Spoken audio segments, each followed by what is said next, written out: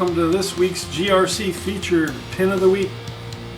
It is a Gottlieb Kings and Queens, and we're going to play it in a minute. There's some specs on it. It's a single player wedge head with a quantity made of 2,875.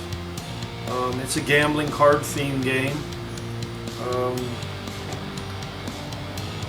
What year did they make it, Ray? 1965. Okay. This is an example of a, I don't know if I'd call it a full restoration, but it's mostly, you know, restored. We didn't do the playfield restoration as far as paint detail. I think the customer wanted to have it with slight wear, and that's what this represents. He didn't want, this could have been done better, the playfield. It was totally stripped to bare wood. There was nothing above the playfield at all. I took everything off. And somebody had shellacked or varnished it over the years. I had to strip that because I was trying to wax it and it semi came off. And it looked like a patchy thing, and I thought, this is terrible. I thought I was destroying it. So then I had to use the secret rubbing compound. The secret stuff? Yes, and that was step one with a wet towel. Step two was fine cut cleaner, and then step three was McGuire's number 20 wax, polymer wax. This thing plays, the ball actually gets airborne. It's a little too fast, but it's protected with wax. And then the other build notes to it are these were all tumbled, all 36 posts. These are two-piece steel posts. This was called a steel post machine. Gottlieb made several of these. I think North Star was another steel post. We had one of those. Yes, we did. Anyway, all the plastic lane guides were replaced because they were yellowed and cracked and broke. The hardware is original. This was all these hardware screws are original. They're all polished. In fact, all the hardware I used, except the acorn chrome nuts. Sure. All the hardware is original. You know, flipper bats. I did a flipper rebuild. I used hot 50101 coils that Steve does, and it makes it a little more jumpy. Okay. Dead bumper, pop bumper components, all new. Everything's new. All the skirts are new because, and the reason I did that was because they shellacked the skirts. Nice. When the original owner of this took the playfield apart to tune it up to brighten up the playfield, instead of waxing it, he used either varnish or wax on it, and he paint brushed it on. And he brushed the skirts, and they were all painted with shellac. So I figured I have to. The bodies I used the originals. I didn't change bodies. The caps I replaced. The plastics, what little of them there are, there's only 6 on it. They're all original. Just cleaned them. The metal throughout the game, like these, always get banged by the ball coming out of the elevator. This was cracked. That I got new from Pinball Resource, and the shooter assembly's new, and then of course I add our little touches. Yeah, polish it. They don't look like that new, yeah. No, but that's all the door areas. All talk about the door. New, yeah, everything on the coin door is new. These are original. I polished them. This is new, repro. Door is new. This entrance slot is new. I polished this. You don't get that with the door. I had to use the original. A lot of the other parts that... Yeah, the skin's new, the guts are not. Right, and the hinge is not new, and that's polished. Yeah. And then, of course, it's got the original dime mech, National Rejectors dime mech.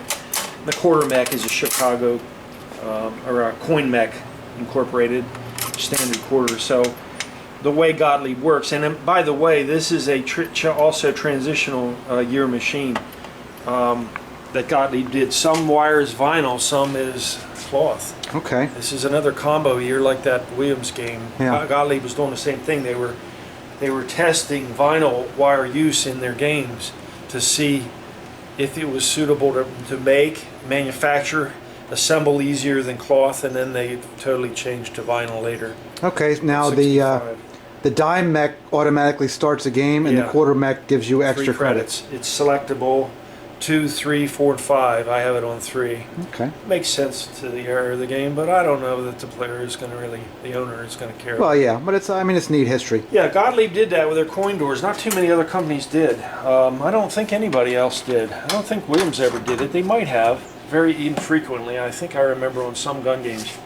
Can you show us the underneath there? Open it up and give us just a brief overview of what was done in there. Gottlieb had, this had an option for a 3-door. Okay, third. Yeah, this particular game could be ordered by the operator when he took and placed the sales order with the sales guy to get multiple coin slots. But generally, these came with 2. A dime starts the game immediately, and it turns on. A quarter just simply gives you credit. You have to engage the start the button. game. Yeah. It's a little. These are new repros from Steve. The end caps, because the original ones from People's Asset on their hands, it eats right through everything, and they look beat. And then I did our resurface job on that. It's original. That scorecard looks hideous. Yeah, that's an original scorecard. There was examples of new ones in it, but only the inserts are in here, which is what these are. There's no new scorecard. Okay. Well. Here. I'm going to make a new one, Ray, for it. But okay, this has the original documentation with it, which is really nice. It's kind of neat. Neat. Yeah, schematic. Now, what's all that mean? Well, when you're fixing this game. Well, you were going to open it up and show it. I know what it is. It's a bunch of technical jargon. Yeah, when you fix the game, you need to know what coils. This tells you what coils go where. Lamps. This is a symbol for coil, by the way. And then there's a key that tells you what the coil is. You know, here you've got coils used. There's your part numbers. This tells you need this. This is what they did. That's the manual. Yeah. This is the game manual that Gottlieb and other manufacturers did, and this is what it was. They did a schematic by row, column, number, letter. So if you're looking for something on here that's referenced, like, all right, this goes to B9, then you're going to have to go B9 and come across, and you'll see where you're. Wow. Because there is a second part to it, and it tells you how the game works in reference to this. But that's how you fix these games. If you have something out, this isn't going to tell you too much as to where the junction of this dot is, but if you have a coordinate that tells you, well, it goes to D8, then you can.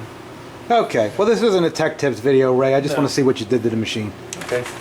I want to see you play it, because I refuse to play it. Well, it's not a 2-player, so. Good. You're saying you don't want to play it? No. Oh, okay. I like it. I play What is older, you or it? it. It's older than you? Yeah, I think you're lying. By 9 years. No, it was built in '65. Yeah, I was born in 56. You're older. Yeah. Yeah. That's what I meant. I am older. What, did you think I was younger than this? No. Dude, come on. Yeah, it's right between us. Yeah.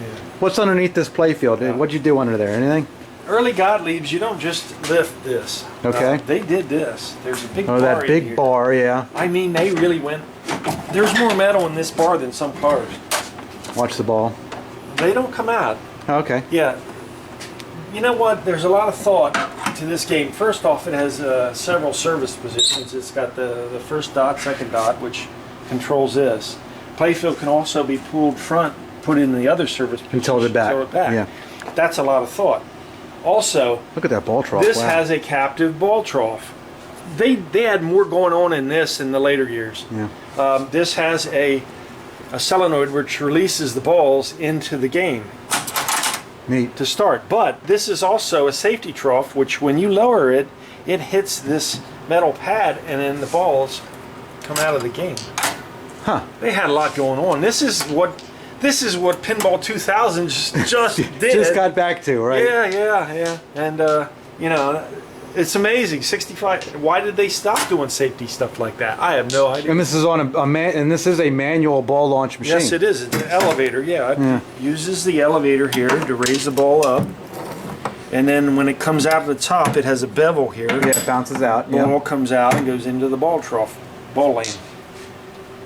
Neat. But yeah, okay, what was done here, Yeah, without going into too much depth, but here's my test coins. yeah, okay. What was done here was, you know, flipper rebuilds, links, totally hubs, everything, return springs, bell cranks, end of strokes, coils. The hot designation is a yellow dot on this coil. A standard A-5141 doesn't have the power this has. This has a couple windings out of it to make it more powerful. And this style of game absolutely needs it. Yeah, you know, this is a nice thing to do for some of these. It's not going to break plastics or anything, not Yeah. that there's many to break, Right. but it adds a little zing to it. So that's why Steve came out with it. Yeah. I stocked these on the truck along with regular ones. Because of the short flipper, you don't have the physical length of the ball at the end. You don't have Yeah, to it's swing. nowhere to throw it to. The longer the flipper, the more power, because the ball at the end has an advantage of coming out faster. So think of it this way: Well, if yes you had and a no. flipper this long, the ball would hardly come out Yeah. of it. If you make it longer now, to a point, you're going to tax the power that the coil. Right, because the produces. ball has torque against the flipper itself. Right, but like BSD has the There short is, flippers there in is, there. yeah. Yeah, but There's a very short distance that matters. right. You cross the threshold on these where the flippers are so short that there's nothing they can do. Right. Fuse block has been replaced. There's 3 of them. They're separate. Okay. This was your slide tilt. It's encased. And your pendulum tilt. This whole mechanism comes out with a couple screws, and went over all the points. Did the normal service work EM that an service, yeah. EM, yeah. And Okay. then your Jones plugs. This is your ball setting 3 and 5. Rest of the coils, really not much was done there. The hold coil for the ball trough always gets hot and burned up. I put one that there. in this as standard. New little yellow trays there for the. Yeah, these little ball trays were shot, and I had this stuff out to get those out, and I had to We're gonna get in trouble, clean Ray. up. I see LEDs. Yeah, I LED'd this at the request of the owner, Yeah. because he was so sold on LEDs. And on your recommendation. Well, yeah, but you know what? He was so sold on LEDs when he came in our store and seen them. You had to have them. And when he bought his Indian, we delivered. He loved it. Yeah. And then I did all of his other games. And, Okay. Well, we're on this thing. What else you got to tell me about it? Well, this wasn't a chimes game. This was a bell game. It has 3 bells in it. Okay, where they at? Well, the large one's in, Oh, the, they're back. in the Yeah. This is the credit knocker. That's the large bell, 100 point. The 1 point and the 10 point are in the head. In the back box, okay. In the back box. I guess other than that, underneath here, just the standard maintenance was done, you know, and parts build. When a thing comes back from paint, you have to put all this stuff back on. Sure. I mean, you had a pile. You've seen the pile of parts. Yeah. It's nice to bag up the screws that go with the parts that you're putting back on, because the screws are often different dimensions. And if you take a screw that goes through this here, holds this on, it's a round head straight slot. If you use that screw here, guess what it's going Through to the top of the playfield. Yeah, you got to be careful with that. Yeah. Realistically, Ray, be honest, and you always are. How many hours you got in this thing? Of labor to put it back together from paint. Well, take it apart and Take it apart, the put it whole back total. together. Probably 60 Yeah. to 70. I don't know. I didn't write it down. I'm glad you didn't. But I was just curious. I'm definitely. It's over 40. Yeah. Okay. Of work, not just standing. Sure, there. yeah. Work, bolting things, doing. Oh yeah. Yeah. This little episode here with these 4 things last night took me 2 hours to do. Yeah. Because as you see, when you take Stuff in this the way. apart, you have to take this whole thing off, and then you've got to deal with switches. There's a lot to it. And you cleaned everything. Oh yeah. Yeah. What I did was, I wiped all the finish work on these old things was nice. They actually chromed this stuff. I mean, the new stuff, Stern doesn't even do it. Yeah, well, they don't do it on the They top of the playfield. copper-coated this stuff, Yeah. or whatever they call this, anodizing, or iridation, I guess it is, because it's metal. Yeah, you don't see that kind of finish work on any of this new stuff. I mean, but what I did with this was these things here.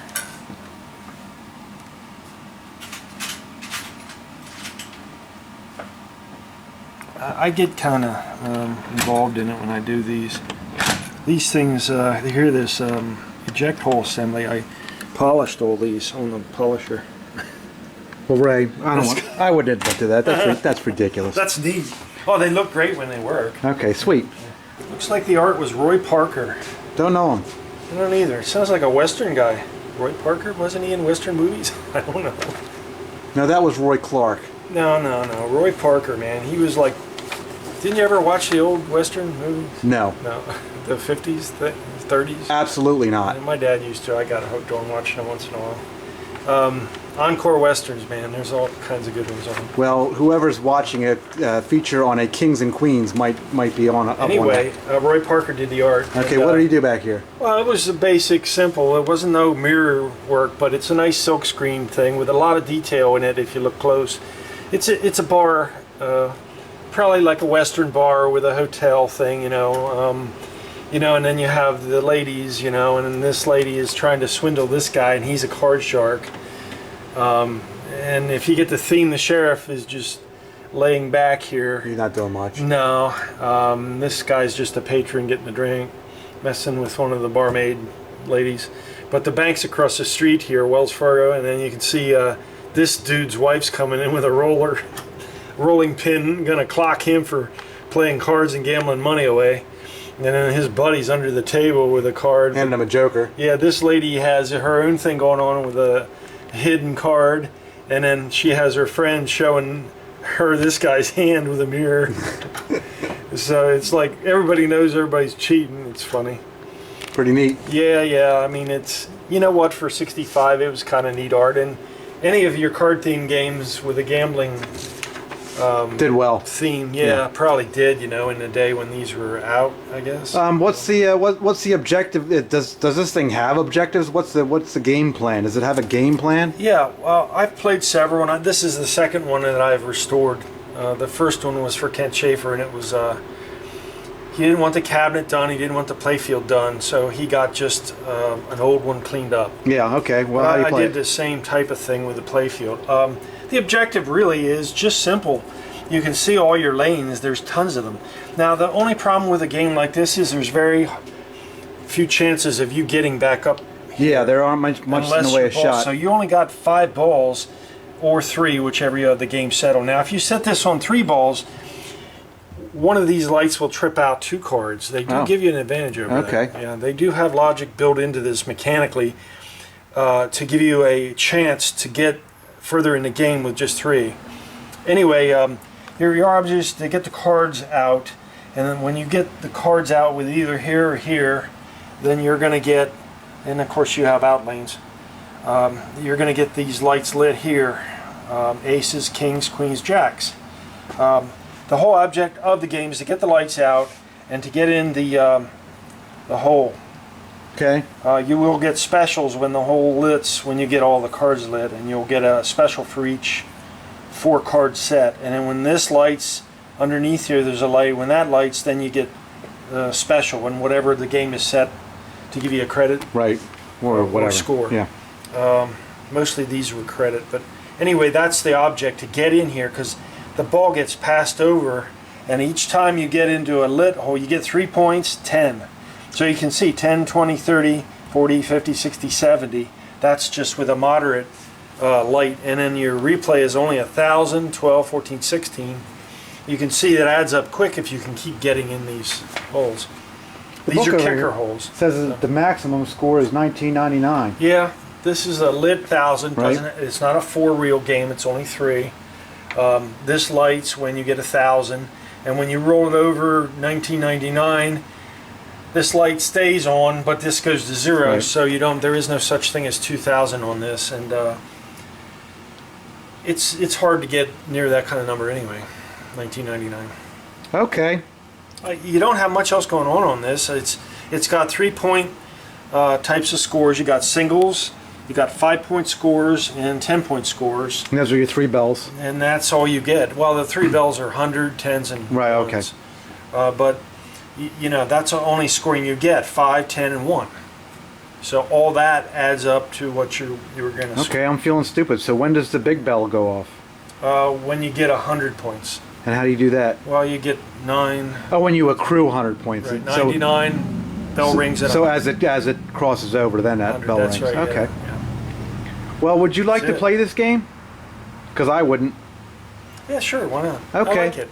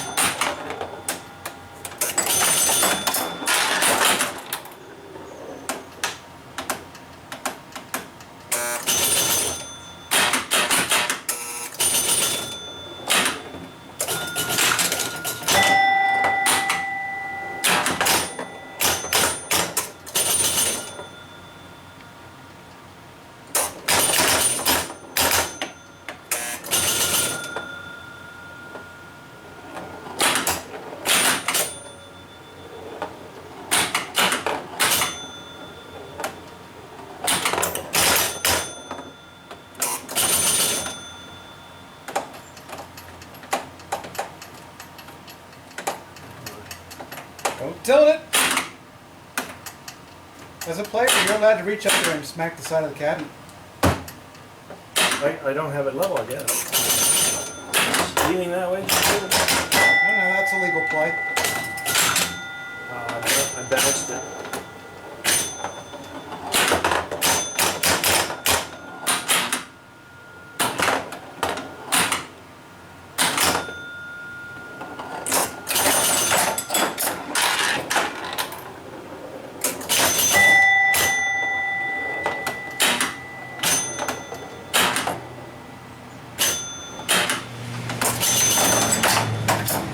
This is my last ball. I gotta do something.